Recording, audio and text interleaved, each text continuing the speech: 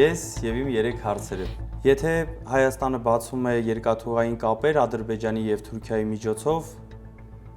ինչպես են ապահովելի Հայաստանի անվտանգությունն ու ինքնիշխանության ապահովումն ու վերահսկողությունը։ Ինչու իշխանությունը խոսում տնտեսական օգուտներից, բայց չի ներկայացնում հնարավոր անվտանգության եւ ռազմավարական ռիսկերը։ Որովհետեւ այս իշխանությանը դա չի հետաքրքրում։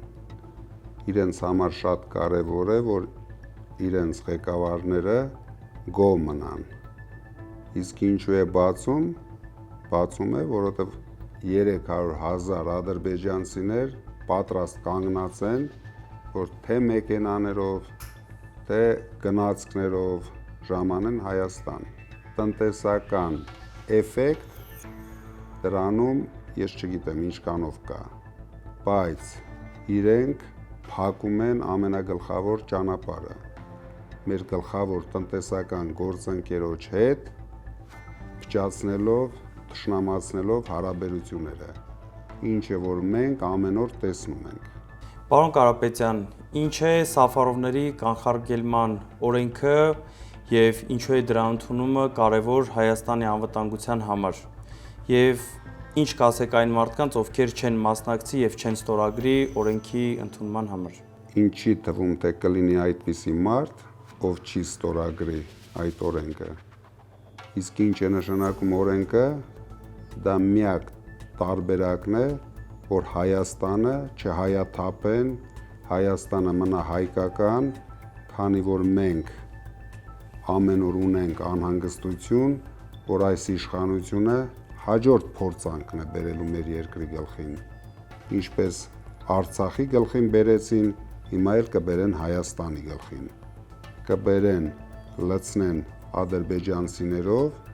հետագայում կունենանք խաղաղ Հայաստան առանց հայերի։ Ես գտնում եմ նույնիսկ պարտավոր են ստորագրեն Փաշինյանի թիմակիցները, քանի որ Փաշինյանը շատ հաճույքով այս բոլոր փորձանքները բերելով հանգիստ կգնաք վայելի իր Կանադայի տունը, իսկ իրենք մնալու են Հայաստանում եւ ամեն օր առնչվելու են հայերի հետ եւ Հայաստանին իրենց կողմից բերված խնդիրների հետ։ Պարոն Կարապետյան, հունիսի 3-ին Հանրապետության հրապարակում տեղի ունենալու մեր գլխավոր հանրահավաքը։ Ինչ նշանակություն ունի այդ հանրահավաքը մեր հայ ազգի համար։ Այդ հանրահավաքով մեր ժողովուրդը պետք է ցույց տա, որ ինքը արդեն համախմբված է, միասնական է եւ իր լուրջ խոսքն է ասելու, որ դեմ է 300,000 ադրբեջանցիներին, դեմ է Փաշինյանի իշխանությանը։ Մենք պետք է այդ օրը ամբողջ աշխարհին ցույց տանք, որ Փաշինյանը բոլորիդ խաբում է, ինքը Հայաստանում չունի իշխանություն։ Ես ուրախ կլինեի, որ նույնիսկ այն մարդիկ, ովքեր մեզ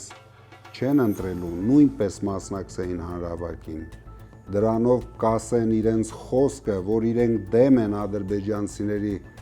Հայաստան գալուն։ Իսկ եթե իրենք չգան, ես անհանգստություն ունեմ, որ հաջորդ հանրահավաքներին հրապարակում կլինեն ադրբեջանցիները։ Բայց հունիսի 7-ից հետո մենք դա թույլ չենք տալու։